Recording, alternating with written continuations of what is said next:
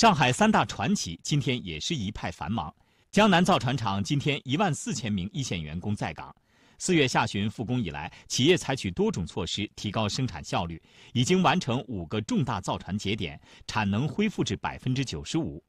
今年，江南造船厂要完成19艘船的订单，总产值270亿元。这是6月3日晚上的新闻联播，里面确实提到了江南造船厂复工复产的消息，不过却只字未提003航母的任何信息，就连3号和4号船坞的镜头都没有给上一个。不过经过我的搜寻，还是找到了一个江南造船厂内部自媒体平台发布的一则视频报道，通过镜头终于让我们第一次近距离来到003所在的4号和3号船坞附近。今天是5月30号，中国船舶集团旗下江南造船再次迎来复工复产重磅成果，3号、4号船坞成功实现3船出坞、2船起伏的重大节点。此次3船出坞是江南造船在今年疫情形势下首次实现双坞联动。少部您好，想问一下，今年的疫情形势对我们的生产有哪些影响？这次的疫情对我们来说冲击很大。首先的话是我们的人员啊，突如其来的疫情啊，把我们所有的人员、劳动力啊都被关在了社区，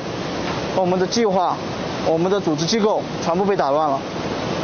然后因为人员不足，那么我们的工种匹配度就差，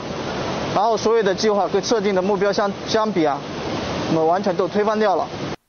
如视频所述，根据这位搭载2部副部长的说法，尽管江南造船厂所在的长兴岛先于上海城区1个月复产复工，但依然遇到了特别工种人员不足的现象，进而原计划一再被打乱。换句话说，原本在4月底复工之初计划的 H2618 6月3日下水还是被推迟了。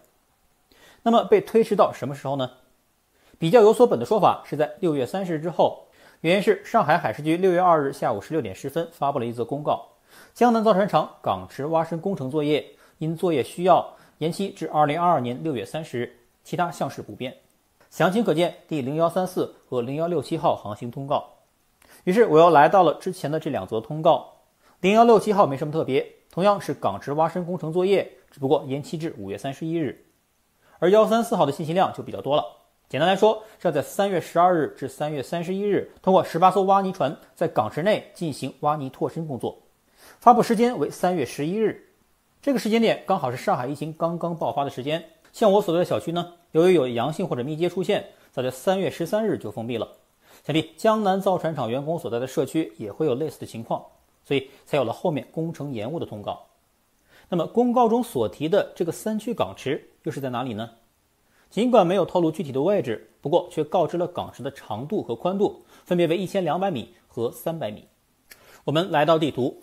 上期视频给大家分析了003可能的几个西装地点，除了沿岸码头外，还提到了2个港池。第一个港池率先被排除，是因为入口宽度只有40米，航母根本开不进去，而且它的池内宽度为280米，与公告中的300米也不一致。而最右侧的新建港池，经过我的测量，宽度刚刚好为300米，而从港池内的最深处到港池入口，长度也刚好为1200米。所以不出意外的话，公告中所指的3区港池应该就是这里了。上期视频给大家介绍过，这个新建港池尽管距离4号船坞较远，但却是003航母未来最适合的西装地点。那么如果真是这样，003的下水时间也就将相应延迟到6月30日之后了。至于其他的时间点，则都是网友的猜测，证据力就没那么充分了。比如6月6日说是因为66大顺且赶在神舟14号发射的隔天错开进行，而且还依循了山东舰当年也是晚了3天的规律。而6月18日的说法是因为当天是618购物节，江南造船厂会给军方打个折等等。以上说法大家看看就好了。说完了时间点，再来看一看 CSIS 美国国际战略研究中心在6月3日公布的2张003航母的高清卫星图片。第一张是稍早5月21日的俯拍图，可以清晰见到之前提到过的从 H2627 到 H2729 那5艘在建船只。而第二张则是拍摄于5月31日，如图可见，上述5艘船只已经根据5月27日的公告发生了移动，航母下方的位置已被清空，并且注满了水，看起来已经为003下一步的注水和出坞做好了准备。我们再来到刚才的视频，如图可见，这位记者小姐姐身后有2艘大船正在出坞，右边为红色，左边为绿色，应该就是地图中3号船坞内的 H2626 和 H2631，而它所占的位置应该就是图中3号4号船坞之间的这里。 H2626 如视频可见，上面清晰标明新加坡，而从航拍画面可见，LEG 表示是一艘承载液化乙烯气体的货船。H2626出来后，紧接着下一艘黑色船只也是此前标注的 H2728，上面的扎克尔表示是位于阿联酋阿布扎比的扎克尔国际船东公司。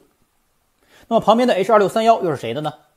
尽管整个视频画面中刻意避开了船体的名称，只能从这个镜头中看清一个字母 E。不过我还是根据刚才的最新卫星图片找到，字母全称为 Evergreen， 也就是台湾的长荣公司，一家台湾的海运龙头，拿着钞票给上海最大的国企造船厂下订单，而隔壁就是正在建造的亚洲最大的航空母舰，想想的确有趣。这算不算是中共同路人呢？去查查吧。至于军迷们最关心的下水时间，我查了一下，除了山东舰2017年4月26日下水，首艘05万吨大驱南昌舰是在2017年6月28日，同在上海的075两栖攻击舰首艘海南舰9月25日，4艘广西舰4月22日，3艘安徽舰1月29日。这几款大型水面舰艇代表了我国当前军舰建造的最高水平。尽管下水时间毫无规律可言，但它们唯一的共性就是在下水之前，海事局都发布了公告。所以请各位着急的军迷密切关注海事局的公告动向，耐心等待，不是不到，时候未到。